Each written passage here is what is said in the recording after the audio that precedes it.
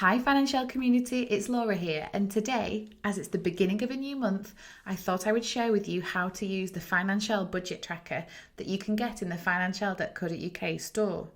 Now, the tracker also contains tabs to support you squeezing your budget, tracking your goals, and also tracking your net worth. Today in this video, we're just going to be walking through pulling together an initial budget. You can do this with this tracker, with your own Excel, or even with a simple pen and paper. First things first, a key thing to remember is that you need a new budget every single month, even if you use the same template. Every month deserves a new budget. Okay, there are 5 sections we are going to walk through today. Income, fixed expenses, sinking funds, flexible expenses, and goals and strategy. So let's get started. So for this video, we're going to be using the Financielle budget tracker that you can get in the financielle.co.uk store, but really any simple Excel, numbers, Google Sheets, and really a simple pen and paper is all you need to be able to get started with a new budget at the beginning of a month. Now, the tracker we're going to use also contains tabs to support you through squeezing your budget, tracking your goals, and also tracking your net worth. Today in the video, though, we're just going to be walking through pulling together an initial budget. Okay, a key thing to remember is that you need a new budget every month. Even if you use the same template and even if some numbers are consistent, every month deserves a new budget. And really, we're going to be focusing on 5 sections today: income, fixed expenses, sinking funds, flexible expenses, and goals and strategy. Okay, let's start. So when you have your budget, the first thing at the very top is income. You need to think about all income sources for your household and put them in one place at the top of the sheet. So for most of us, it may be that we've got a salary from a full-time job. So you make sure that you put your net salary, which is after you've paid tax, at the top there. But also if you're entitled to any other government benefits or credits, that is classed as income, that goes at the top too. If you've got a second job or a side hustle, you include that income. All the different types of income that are listed there on the screen, you can include to get yourself your big income figure that sits at the top. Now, it's really important that you include all income there because we want a feeling of abundance. We don't want a feeling of lack. And so putting it in one place helps to remind us actually how much we do have. So now we're going to look at fixed expenses. These expenses are things that are pretty consistent and fixed throughout the month, and they tend to come out via a direct debit or a standing order, and it's a consistent amount every month. It's going to be really useful to have your banking app or access to your online banking open when you're running through these totals. So what you would do is you would go through, start at the top, and input your rent or mortgage, your council tax, electricity bills, utility bills, all the different subscriptions you may have.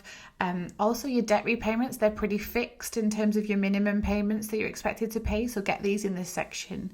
And as you can see, they will all total up to give you a subtotal of outgoings for your fixed expenses. The next thing we can look at are sinking funds. Now, let me explain to you a little bit about what a sinking fund is. A sinking fund is a pot of money that you put aside to pay for an expected annual expense.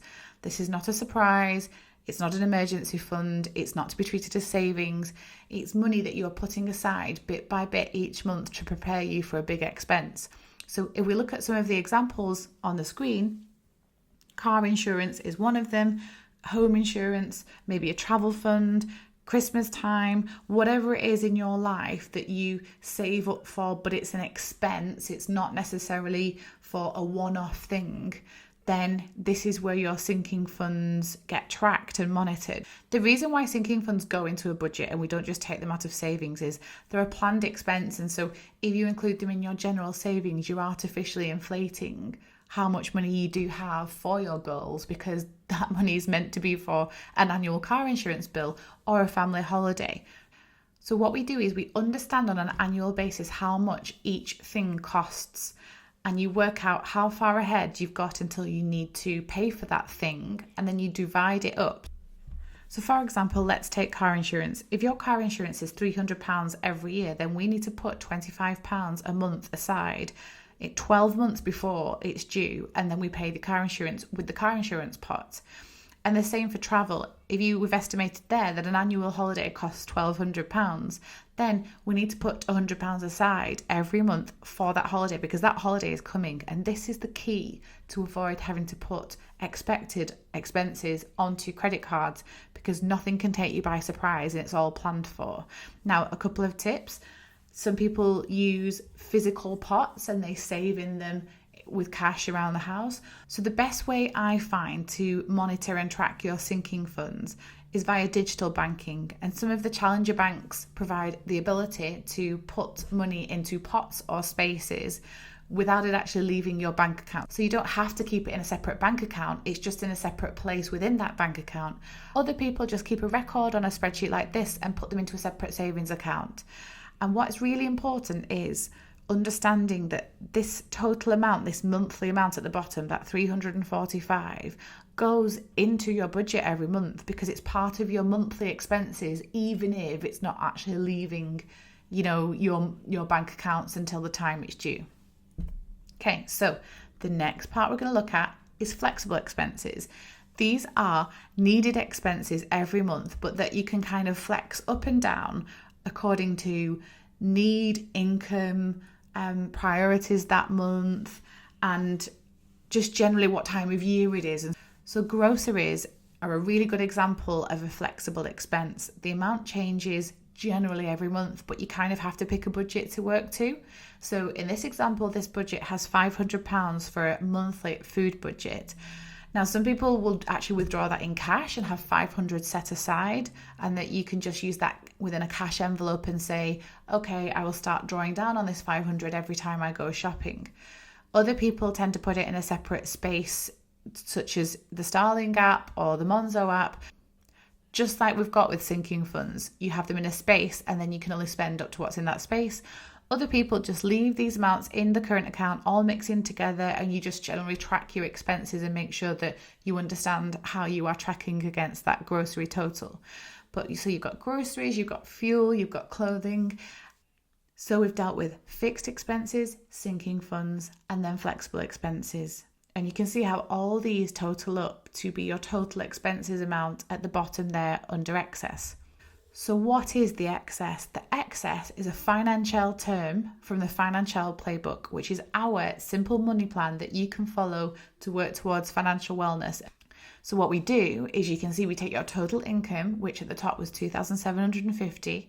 We then take your total expenses, which is 2,340, and we're left with your excess, which is this month £410. Okay, so the final part we want to talk about is goals and strategy. So most people would probably just think, oh, look, that's a good amount, £410.